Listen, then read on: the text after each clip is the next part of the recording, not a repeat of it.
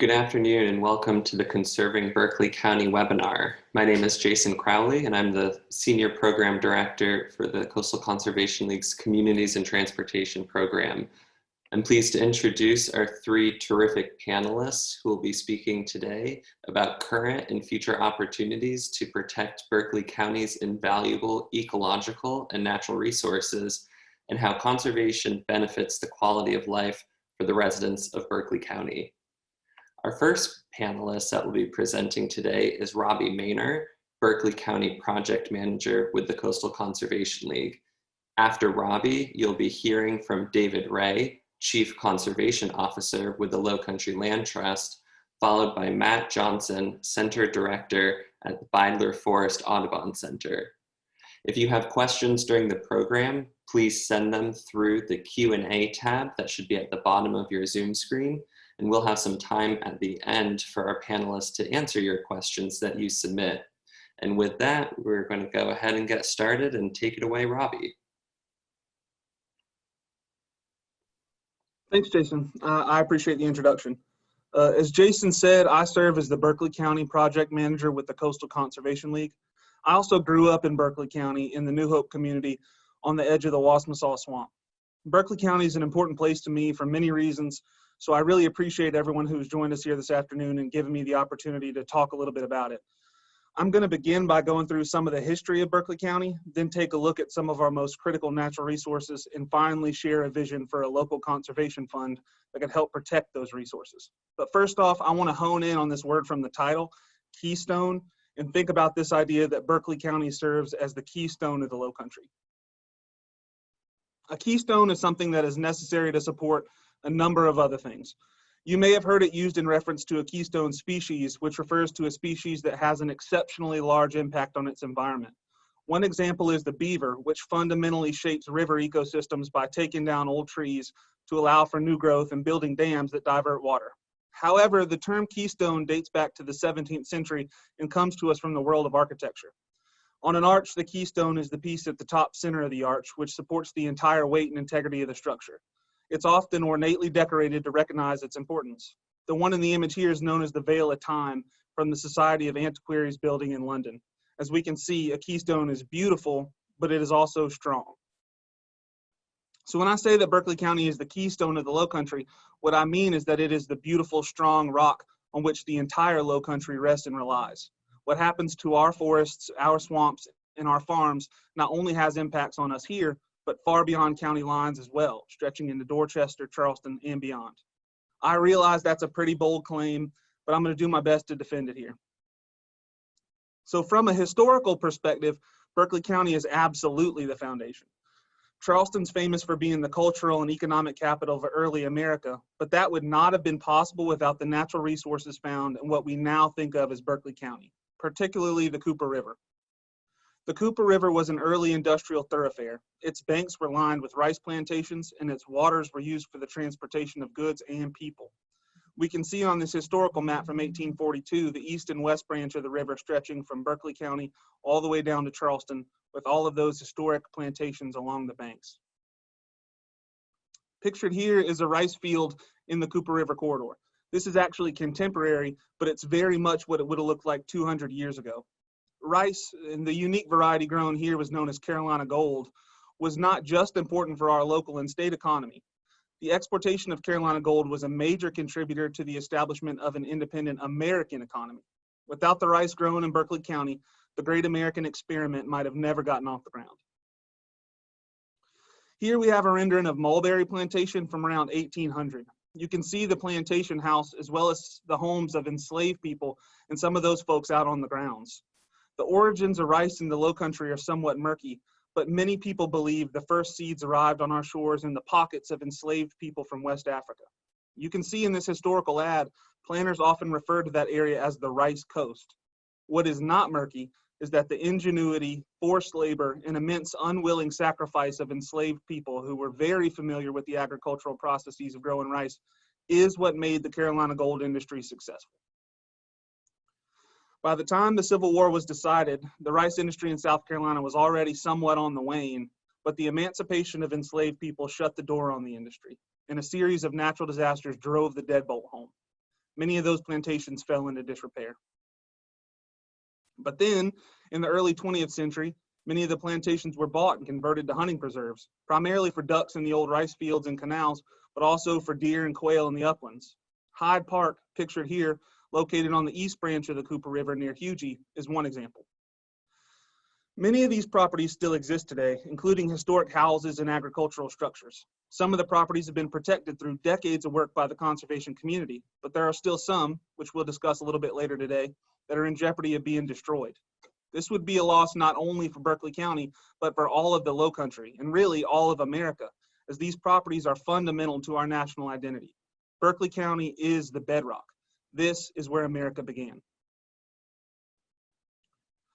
Building off the importance of rivers and waters to the Lowcountry, as illustrated by the early uses of the Cooper River, but moving to more contemporary times, Berkeley County is home to the headwaters of 3 major rivers. This drone footage is actually of Wasmasaw Swamp from right behind the house where I grew up, where my mom and dad, my little brother, and my grandparents still live. A headwater is the place where a river begins. Small creeks and branches converge to form a swamp, then flow together downstream to form the main river. We can see that process on the map here, the creeks flowing into Wasmasaw Swamp, which then go on to form the Ashley River, which we know flows through Dorchester and Charleston counties, right past places like Middleton Plantation, Magnolia Plantation, and all the others in the Ashley River Historic District, where the conservation community and the tourism industry have been working for decades. The Wasmasaw is just one of 3 major headwaters in Berkeley County. We can see that here. You've also got Wadboo up near Lake Moultrie, which is a headwater of the Cooper River, and then Four Holes, a headwater of the Edisto River on the western border of the county. I won't talk too much about Four Holes, not because it isn't beautiful and extremely important, but because I know Matt Johnson will have plenty to say about it coming up here in a minute. These headwaters not only serve as very important habitat for plants and wildlife, they also hold stormwater to prevent flooding, much better than any retention pond or anything humans can engineer. And this same water runs through the entire Lowcountry. It's like our blood. So if the headwaters are degraded here in Berkeley County, we're going to see more flooding in new places downstream. If there is pollution in the headwaters, our collective Lowcountry water supply is going to be compromised. Unfortunately, these headwaters are in danger, especially Wasmasaw and Four Holes. As you can see here, growth from the mega developments, Cane Bay, Wildcat, Carnes Crossroads, and Nexton, are threatening to creep up Highway 176, which puts Wasmasaw and Four Holes in the direct line of growth. Pressures are coming from the western side of Four Holes as well, with projects like the big Walmart distribution center on Timothy Creek. We have to start thinking of ways to protect these headwaters, not just for Berkeley County residents and wildlife, but to preserve the quality of life for our entire region. Another key resource that makes Berkeley County the keystone of the Lowcountry is the Francis Marion National Forest. The full dimensions of the forest are constantly in a bit of flux due to new additions, but the forest is somewhere around 259,000 acres. It has some really unique and important habitat, including extensive native longleaf pine, which is a favorite of the endangered red-cockaded woodpecker. There are multiple colonies that call the Francis Marion home. Looking at the map here, all of this green is the forest. It makes up most of the eastern part of the county. There are over 25 Carolina bays found in the National Forest. These mysterious elliptically shaped ponds are only found along the East Coast. They're hotspots of biodiversity and often host varieties of carnivorous plants like Venus flytraps, which are also pictured here. The trees themselves also serve a couple vital purposes. For one, many of them are logged for timber. In South Carolina, forestry is a crucial segment of the state's economy, contributing $21.1 billion annually. So the forest supports the local and state economy. But even more importantly, the living trees store carbon, offsetting immense amounts of fossil fuel emissions and essentially cleaning our air. If we think of water as the lifeblood of the Lowcountry, our forests, especially the Francis Marion, are the lungs. We should continue to support buffers and monitor growth near the forest. We should also look to add to it when opportunities arise. Finally, I want to talk a little bit about Berkeley County's rural character and the tradition of farming in the area. According to a 2017 USDA census, there are over 339 working farms in Berkeley County, totaling over 100,000 acres. That's half the size of the Francis Marion, which we just saw makes up a huge portion of the county. These range in size from small family farms to large commercial operations. Farming is integral to the culture and collective identity of Berkeley County, and the food and fiber we grow here supports the local economy and feeds people all over the Lowcountry. So again, I want to emphasize what happens in Berkeley County reverberates across the Lowcountry, in our food, our water, and our air, the very foundations of life. But unfortunately, we would not be here today talking about these resources if they were all tucked away safe and sound. These resources in our communities are in danger of experiencing irreversible change. Berkeley County is the fastest growing county in the region, faster than both Charleston and Dorchester. In fact, it's one of the fastest growing counties in the entire country. We're projected to experience a massive increase in population over the next 10 to 20 years. However, even if all those models and predictions are correct, there are already enough residential units approved to accommodate that growth, particularly in Cainhoy, Monk's Corner, in the 176 and 17A corridor, meaning Cane Bay, Wildcat, Nexton, and Carnes Crossroads. The full build out of those neighborhoods on 176 will include about 35,000 residential units. That's roughly the size of the entire town of Mount Pleasant. The footage here is from Cane Bay. You can see the thousands of houses already built in the forest clearings for more on the way. There are 18,000 residential units approved for Cainhoy Plantation. The conservation community is working hard to get that number down substantially, but we can imagine that there will be many thousands of new homes constructed in Cainhoy. And as you can see, there are 3,000 units approved and coming online in the near future in the town of Monk's Corner, the Lowcountry's hometown. In addition to the impacts they have on natural resources, development is also expensive.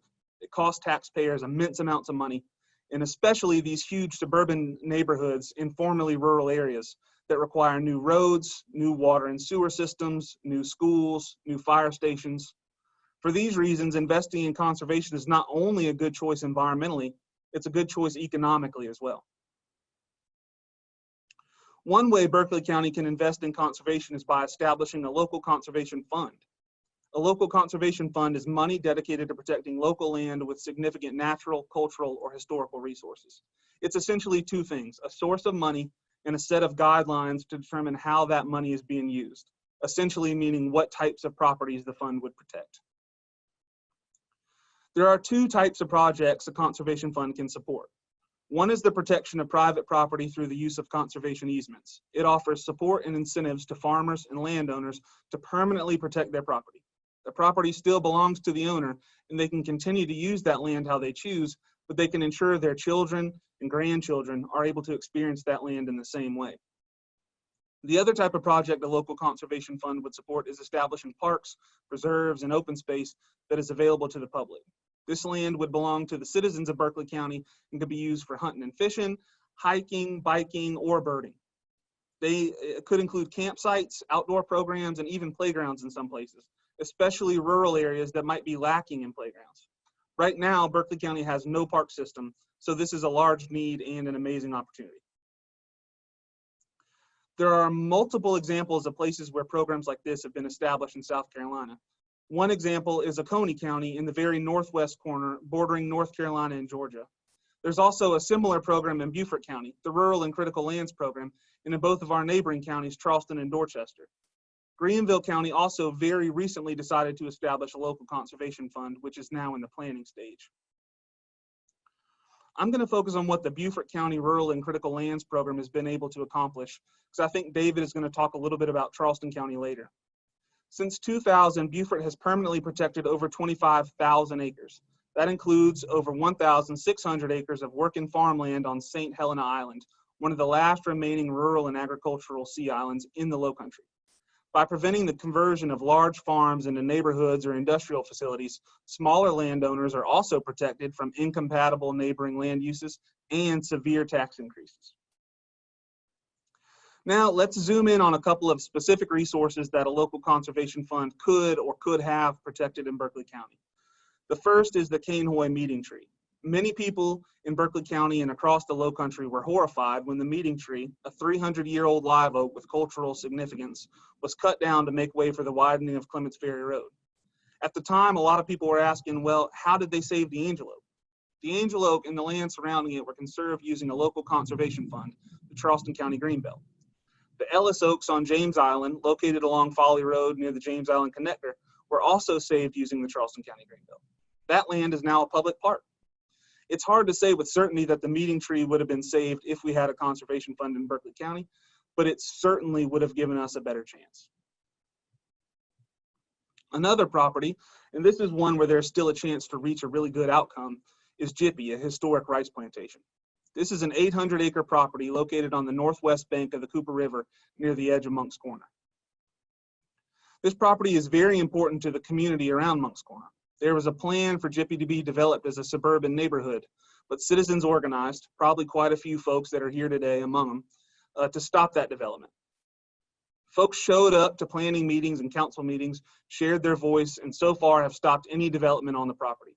That shows the power that passionate citizens can have. However, Jipi is not completely saved just yet. Establishing a local conservation fund would enable the permanent protection of Jipi. This would be the absolute perfect place for a passive park.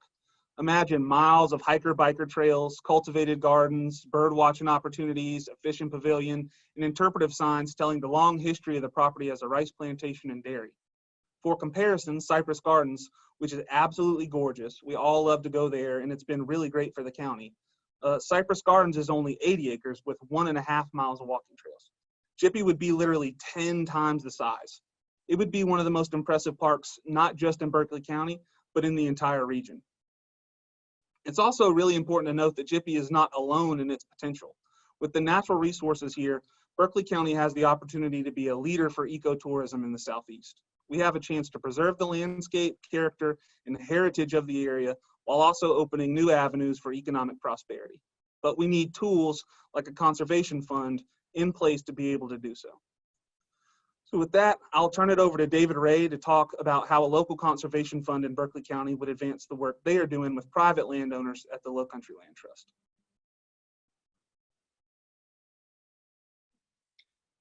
Thank you, Robbie, and good afternoon, everyone. I'm going to talk with you today about 5 things: how land trusts work in partnership with landowners and communities to accomplish conservation, what land protection priorities look like in Berkeley County, what current funding strategies we have available, what opportunities we've had in other counties because of their public funding sources, and how a Berkeley County Conservation Fund could benefit landowners and the general public. I'll start by telling you just a little about Lowcountry Land Trust. We've been around since 1986, and during that time we protected almost 150,000 acres through more than 360 projects. We work throughout South Carolina's coastal plain in 17 counties. We're a private nonprofit organization based in Charleston and are nationally accredited by the Land Trust Alliance, which ensures that our land protection work is high quality, ethical, and enduring. During LLT's 35-year history, we've protected over 9,700 acres in Berkeley County through 22 projects. You can see the locations of LLT's protection projects represented by stars in this map. In all, over 62,500 acres have been protected in Berkeley County by private nonprofit organizations like Lowcountry Land Trust and the many partners we're lucky to be able to work with, some of which include Audubon, South Carolina, who you'll hear from later, the Lord Berkeley Conservation Trust, and the Open Space Institute. Some examples of Lowcountry Land Trust Berkeley County projects are the 600-acre Hyde Park Plantation, which you see pictured here in the photograph, the 425-acre French Quarter Creek property, the 1,680-acre Keystone Mitigation Project, the 315-acre Middleburg Plantation, and the 2,200-acre Echaw Creek easements at the northeastern edge of the Francis Marion National Forest. So how do we do this conservation work? Well, first and foremost, it's important to emphasize that we do it with respect to private property rights. We only do projects when landowners voluntarily agree to protect their land. The nature of our land protection projects can take several forms. Sometimes we simply acquire ownership of the land, known as fee title. When we do that, we may hold on to it ourselves for the public benefit, similar to Audubon's ownership of Byler Forest, or we may transfer it to a public agency if there's a good reason to do so, or we may protect it and then sell it back into private ownership, fully protected. Another way of protecting land, and the one that we use most frequently, is where land remains in the private landowner's ownership. And we protect it by accepting from them the grant of an interest in land known as a conservation easement. I'll explain what that is in just a minute. There are many other ways to protect land that are used less frequently, such as deed restrictions. But for us, our primary focus is on conservation easements with occasional fee title purchases. So how in these land conservation transactions do we navigate the fact that property rights are valuable? Well, there are basically three ways for the landowner and the land trust to approach the question of value. One is for the property or conservation easement to be fully donated. There are federal and state income tax deductions and credits that are there to incentivize landowner donations. And many of our conservation easement projects are fully donated. A second option is for us to purchase the land or the conservation easement at full fair market value. This is actually quite uncommon. As you can imagine, it's quite expensive. The third way is what is called a bargain purchase. In this approach, we pay only a portion of the appraised fair market value. The remainder of that value is considered a donation of value by the landowner, and that donation amount can be deductible or result in a tax credit. So very quickly, I want to explain the concept of a conservation easement since most people don't encounter them. A common analogy that is used to think of land ownership is for it to be represented as a bundle of sticks.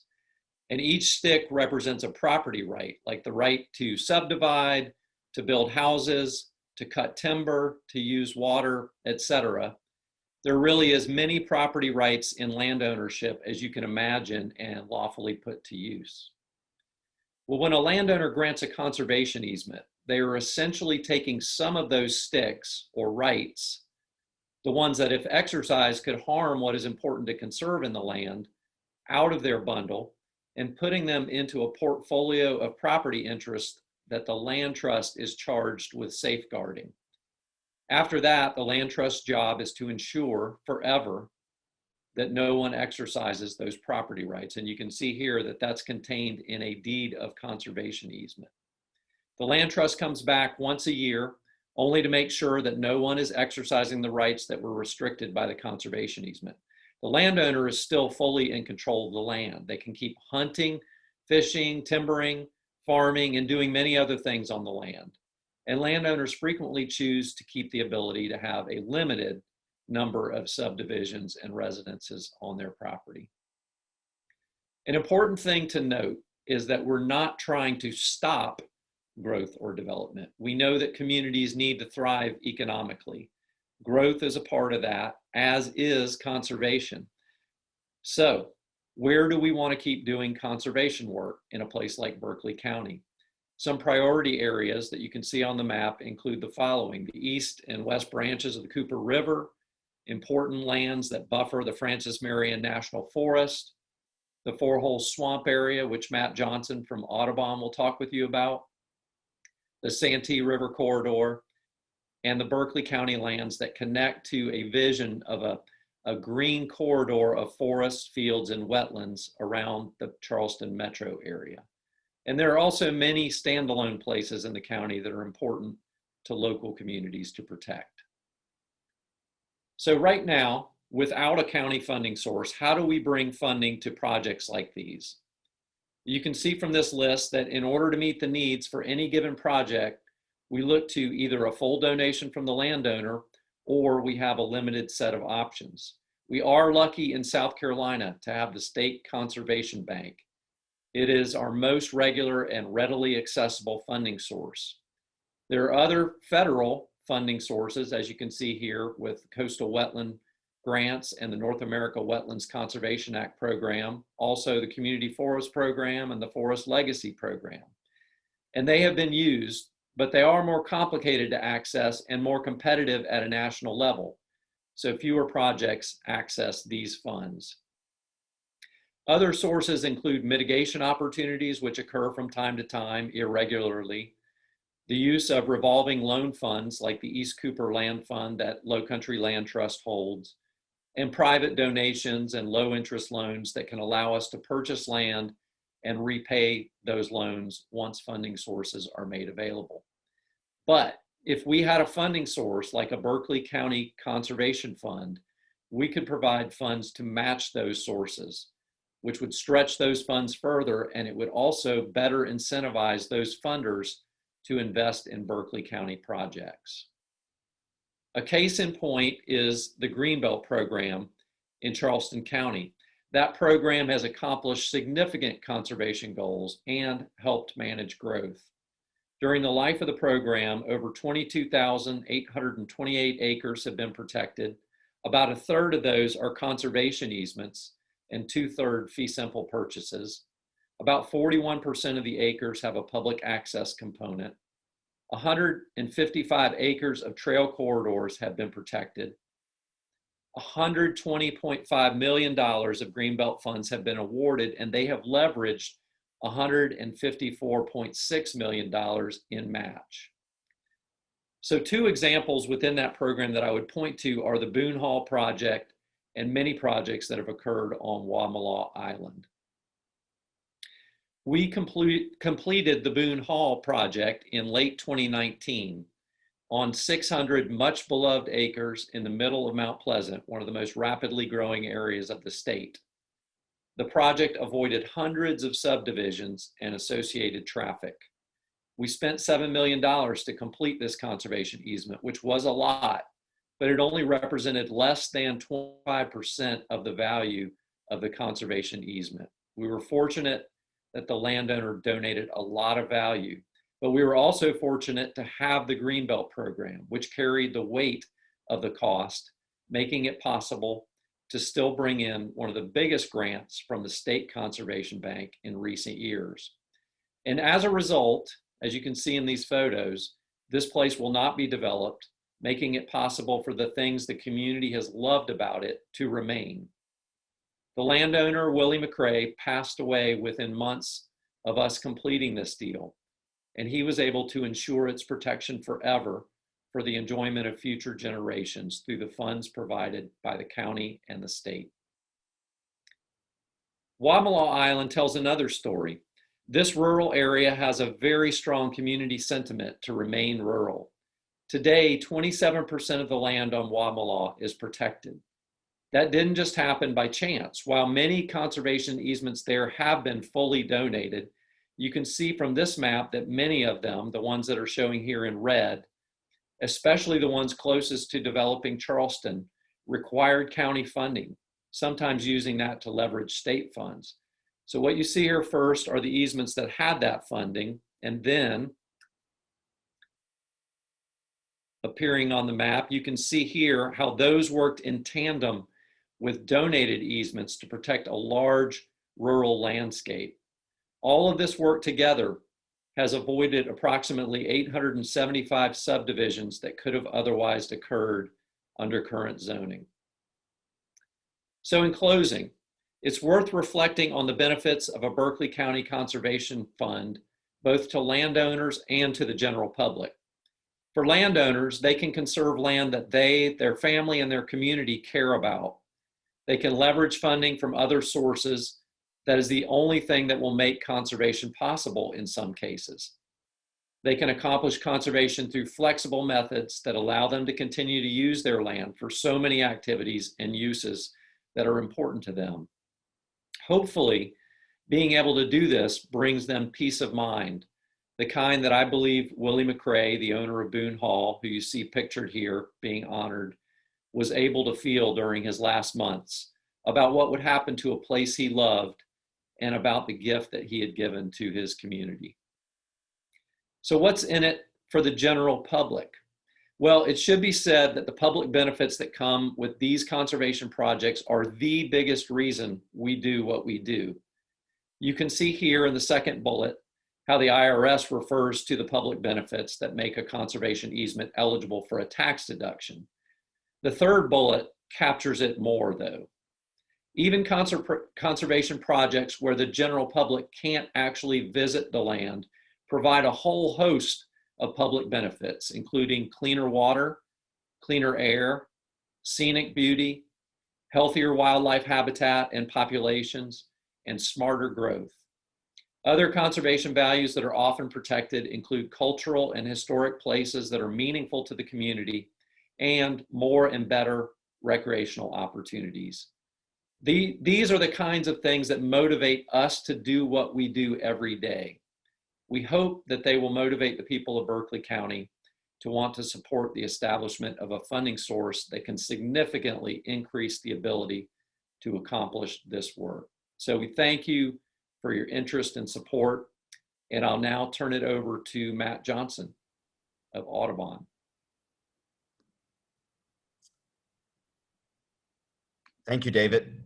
It is a pleasure to be with everyone today representing Audubon, South Carolina. As Jason mentioned in the introduction, I am Matt Johnson. I'm the Center Director at the Byler Forest Audubon Center. Byler is owned and operated by Audubon, South Carolina, which is the state arm of the National Audubon Society. Our mission in South Carolina is to protect birds and the places that birds need. We have some 26,000 members in South Carolina, though a vastly larger number of people identify themselves as bird watchers and bird lovers. I think this number has significantly grown during the COVID-19 pandemic as more people have flocked to the outdoors. About 1/4 of our total members in the state are located in the Tri-County areas of Berkeley, Dorchester, and Charleston counties. As Audubon, South Carolina, we work in a number of areas, from conservation policy to making our coast more resilient for birds and people, to conducting community science projects like the Christmas bird count and the Great Backyard Bird Count. But land is ultimately at the heart of our work in South Carolina. We have 2 centers and sanctuaries in South Carolina, the Byler Forest Audubon Center, which I'll be talking a good bit about today, as well as the Silver Bluff Audubon Center. This map of the South Carolina Lowcountry shows primarily where we work. We own and manage some 30,000 acres from the Silver Bluff Audubon Center, which you can see in red on the left side of the map, located in Aiken County on the banks of the Savannah River, to land along the Congaree River in Calhoun County opposite the Congaree National Park.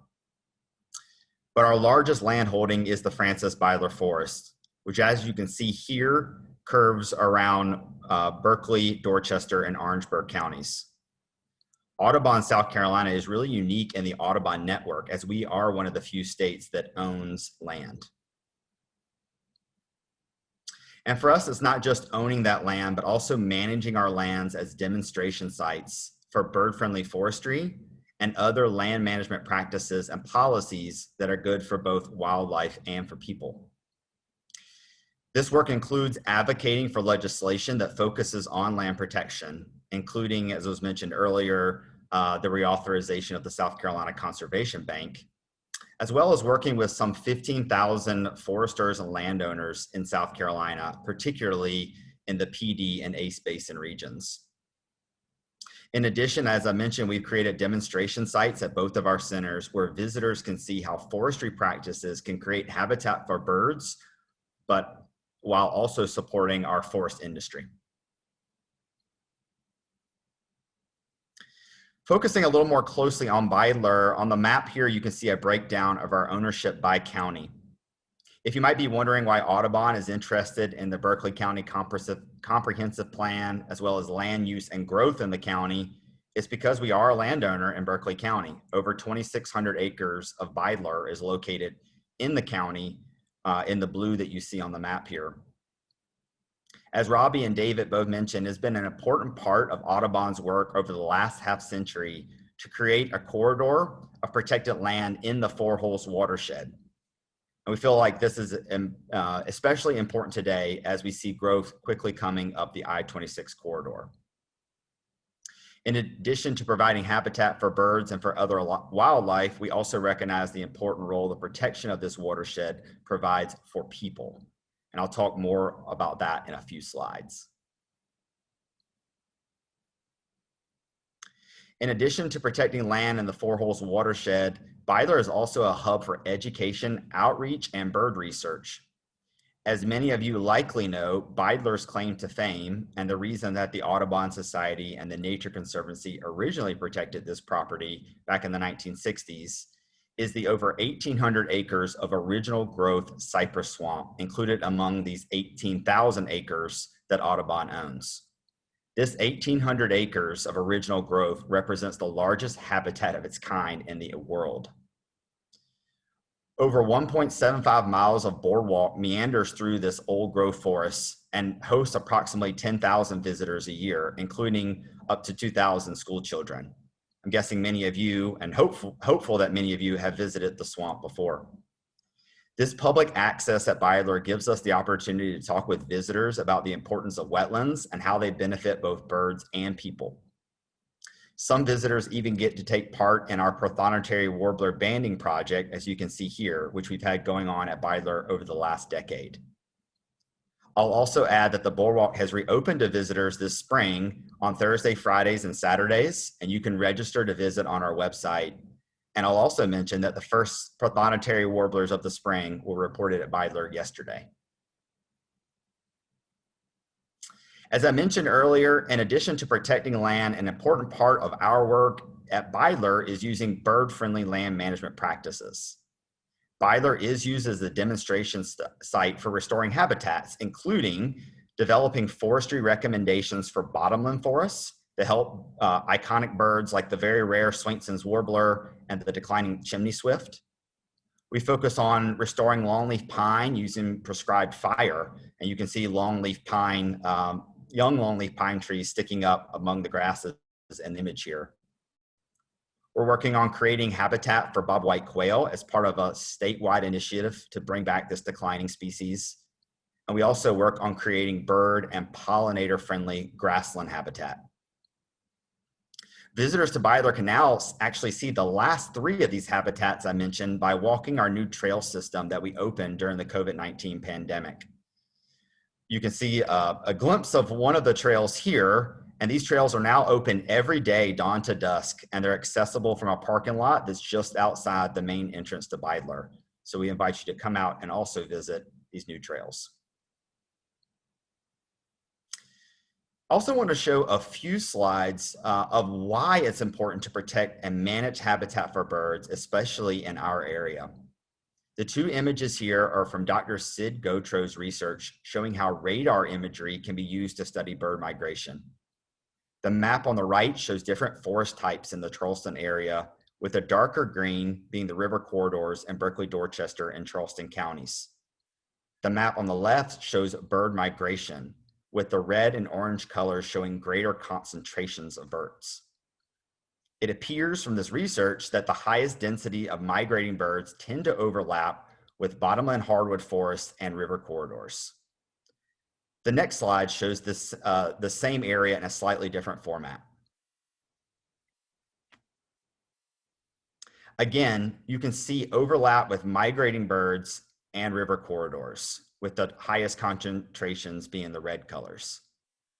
And this is just showing the importance of these habitats during bird migration. These areas are also very important for a couple of dozen birds during the nesting season, including species like swallowtail kites, prothonotary warblers, as I mentioned earlier, and several other species. And these birds need our help. The graphic here shows the dramatic decline noted in many of our songbirds over the last half century. Audubon has also released reports recently showing how a changing climate may impact birds like the Baltimore oriole, pictured here, over the next 30 to 50 years. This decline has been brought on largely by habitat loss, with things like a changing climate and window collisions playing significant roles. We know that birds benefit from high quality habitats that have native plants, which not only grow fruits, but also host a variety of insects that sustain birds during their nesting season, but also during migration. And we already see a lot of bird diversity in Berkeley County, with it being home to some 280 different bird species that use the different habitats in the county throughout the year. It's preserving the places that birds need moving forward in the face of things like changing weather patterns and growth that is the real focus of this webinar and this work with the comprehensive plan. And I just kind of want to summarize by also noting maybe most importantly, that protecting and managing land that helps birds and other wildlife is also good for people. Protecting and restoring habitats increases water quality, and it mitigates the effects of flooding during extreme rate events, which seem to be happening with more and more frequency. Swamps and other wetlands store tremendous amounts of water during these flood events, working to keep that high water out of our communities. Habitat protection and forest restoration are also important for air quality and for carbon storage. And in addition to natural resources, land protection also helps preserve the Lowcountry's most important cultural history, as well as our billion-dollar outdoor recreation industry that I'm guessing many of us on this call today enjoy. So to summarize, it is for these reasons that Audubon is supporting local funding for conservation. We really appreciate working with the Coastal Conservation League and the Lowcountry Land Trust and joining with many of you today to speak about this. And we look forward to working on a future for Berkeley County that is friendly for birds, other wildlife, and for people. Thank you, and I will turn it back over to you, Jason.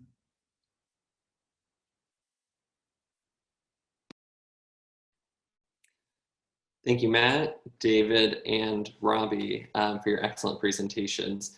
If there's one point to take away from this webinar today, conserving our natural resources in the Lowcountry is a long game effort, and the job is never complete. We as a community of residents, advocates, educators, conservationists, and everyone in between truly need to work together to identify, understand, and celebrate places like the Wasmasan Four-Hole Swamps in Western Berkeley County, just like we have for years in the Cooper River Historic District in Francis Marion over the past 30 years. Collectively, we can all work together to balance growth while protecting our wetlands, farmlands, and timberlands for the benefit of both humans and nature. We will need all of your support and voices though along the way. And if this is the vision that you would like to see become a reality, we hope you'll join our effort to encourage Berkeley County Council to establish a local conservation fund to help conserve Berkeley County into the future. So with that, we are about 1:45, so we've got a few minutes to take to address some of the questions that were submitted, during the presentation. I think my video has been stopped by accident, so let me turn me back on. And I wanted to kick things off with a great question that was submitted right up at the top of the presentation about what can the average citizen do to affect this problem. So one of the things that is really important and where the opportunities really lie right now with where we are in Berkeley County is Berkeley County is going through its 10-year comprehensive plan update. In tandem with this, and this was actually another question that was submitted, the Trust for Public Land, which has partnered with the local conservation community, including all of the organizations that are here today, as well as Lowcountry, the Lord Berkeley Conservation Trust, the Nature Conservancy, Open Space Institute, working with the entire conservation community. The Trust for Public Land has been working directly with Berkeley County Council to establish a feasibility study to determine how Berkeley County could create a conservation fund similar to Charleston's Greenbelt program, Beaufort's World Critical Lands program. That's the first step to really understand if the county was interested in establishing this type of fund, where could it come from? So that has gone through the process of getting to a draft report, and it'll be up to Berkeley County now to determine, Berkeley County Council to determine if they want to take next steps to establish this type of funding program and where they would want that those funds to come from, whether that would be including it in the transportation sales tax, which is how Charleston County funds their Greenbelt program, or through a general obligation bond, which would be funded through property tax. These are with the opportunities that are on the table. Maybe it's some other source, an impact fee, something like that. That's what this study had identified. But really what is important now is this conservation, or this comprehensive planning process, and getting folks like you all to reach out to your local elected officials at Berkeley County Council and participate in the comprehensive planning process, saying that you want to have conservation funding as part of the next 10 years and beyond in the land use planning and growth management systems for Berkeley County. And so I'll start with that information, but I'll turn it over to Robbie to add any more about that, if there's anything that I missed there, or what some of the next steps are that you might know that are coming up with the comprehensive planning process, where folks can be able to advocate for a conservation fund to be included into those goals.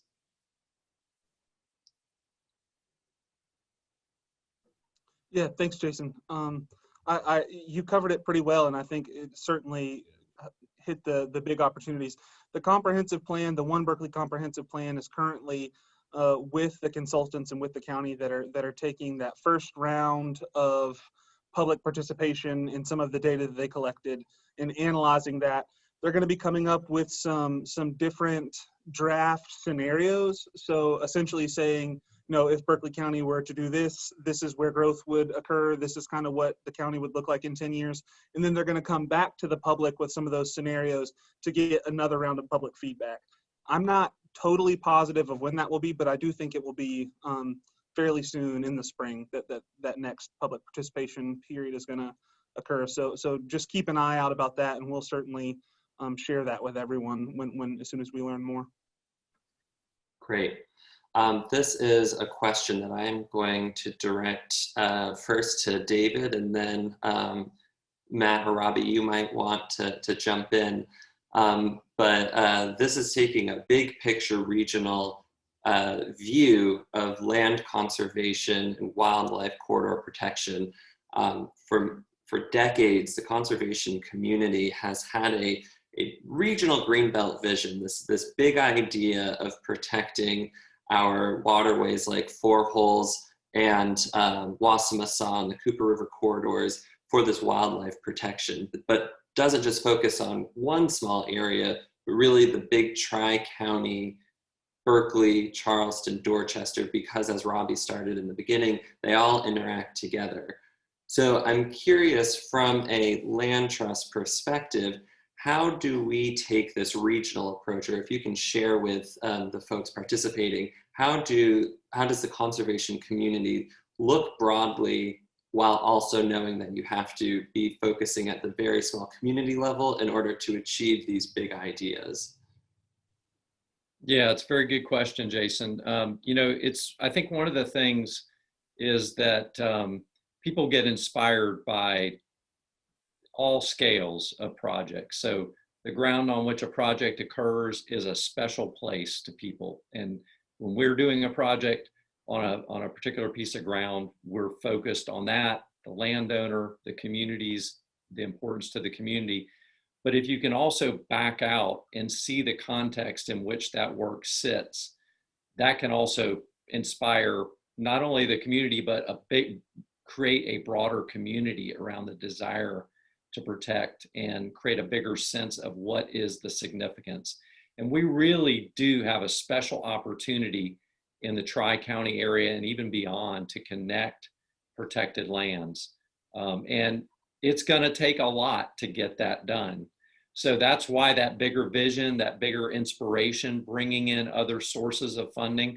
One is public funding. One of the people who's attending put an idea in the chat, which is very much on our radar screen, which is how can we also inspire our corporate citizens to not only support verbally with their advocacy a fund like this, but would they be willing to also provide some of the match money that might be necessary to do this work? And then I think looking at every tool in our tool case is also significant when you look at a larger scale. And that means, you know, working on corporate lands, working with small landowners, all those people. But I think one of the things, this kind of also relates to the question of how can we get involved as citizens? The citizens will be the ones that decide whether or not there is a funding source in Berkeley County. But the other part of it is citizens inspire the project work, and they're the eyes on the ground for what is important in the community. And so you can inform us where you think good work can be done, where there's possibilities, or where you just have a feeling this place is important. And keep talking about why it's important. Get us inspired about your vision. I think that's really important as well. Maybe I'll jump in if that's okay. A couple of thoughts, and one addresses the other question that I think somebody asked about how you could be involved even if you don't live in Berkeley County. And I think, you know, Robbie's point of the other counties that have, you know, have had similar projects similar to what we're discussing for Berkeley is important. And I think the idea of advocating both at the local and the state level for land protection that protects natural resources and cultural resources is really important. You know, as we talked about with the South Carolina Conservation Bank, there is a strong sort of land protection ethic at the state level. And I think there's other pieces of legislation, some that have been introduced at the State House this year that aim sort of at this big grand scale of land protection in South Carolina. So I think that local advocacy and state advocacy is really important. I think we too, you know, speaking for Byler and for Four Holes, you know, David makes a good point. You get really focused on this particular piece of land would be great, or we want to fill in the gaps. I think we've always had the long-term goal of trying to fill in a protected corridor of land from, you know, essentially from where Four Holes passes underneath I-95 to the Edisto River. And we are not that far from doing that. But you could easily see how you extend out from I-95 and connect it with the Francis Marion. So, you know, I think we share that grand vision, but there's also the practical implications of land prices that are going up very much. And how do you, you know, do the things that are, you know, the highest value for people and for wildlife, understanding that, you know, at the end of the day, you can't do everything. So, you know, but I think things like this, working together, identifying partners, figuring out how you can make things happen, and then getting back to the people that live in these areas to advocate for that change is a great step towards, you know, towards this broader vision. Great points. I've had a couple of questions submitted that relate to the incredible amount of commercial and industrial developments in rural areas in Berkeley County. And that is a particularly timely issue that we're dealing with in Berkeley. Many of you probably saw the recent article that was in the Post and Courier just a couple days ago, talking about Jedburgh Road as identified by some as a hub for economic growth and industrialization. When rural Berkeley County, particularly on the western side, was primarily owned by large industrial timber operations, it was zoned, when zoning was created, it was zoned heavy industrial in order to be in compliance with those industrial timbering operations. But it wasn't manufacturing, it wasn't chemical plants or things like that, it was timbering. But timber operations are moving out, but that land maintains that zoning. And this again comes back to comprehensive planning and how we want the future of our area to look. So I want to direct this back to Robbie, where we see a lot of growth that you mentioned coming up to places like the Wassamasaw Swamp. How do we address this balance and conflict of land conservation, particularly in our wetland areas, and the industrial growth? What do you suggest citizens to do during the comprehensive planning process to provide opportunities to weigh in about balancing these seemingly conflicting issues in our rural areas? Yeah, certainly. Thanks for tossing that my way, Jason. And you said the right word from my perspective is balance, because I think we all know that we need economic opportunities and we need jobs. And we're certainly understanding of that, but it is about the placement of these industrial uses. So exactly, Jedburgh Road, alongside that is Wasmasaw Swamp that's running there. And that's a place that I think could be, you kind of need a combination of the two things that we're talking about here, mostly in the question and answer period of comprehensive planning and zoning, but also a conservation fund. So, better policies that are gonna protect those valuable wetlands, but also some opportunities to put that land under easement and protect it. So I think my advice going into the comprehensive plan, this second phase, is to be specific. If you don't want to see more development on Wasmasaw Swamp, say, no, we don't want to see more industrial development on Wasmasaw Swamp. Sometimes those things are intimidating and there's a lot of questions and a large scale, but I think we can get really specific in there. And as we've mentioned, all of us, I think Four Holes is not immune to that either. There's some growth coming from the Interstate 26 side with the big Ridgeville Industrial Park, the Walmart distribution center. And so I think that's as Matt showed on the map, that's kind of straddling 3 counties.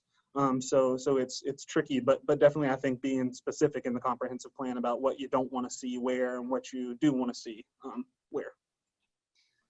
And Matt, building off from that, what do you see as some of the risks as we transform habitat that has been, forever part of, wildlife habitat, rural, undeveloped, and then we see this conflict of industry coming into these places? What from a conservationist perspective, do you see some of the things that we really need to be focusing on in the nitty-gritty level of, if we're going to be having industry coming into these areas, what do we want to prioritize as the things that we should be focusing on protecting as the utmost important?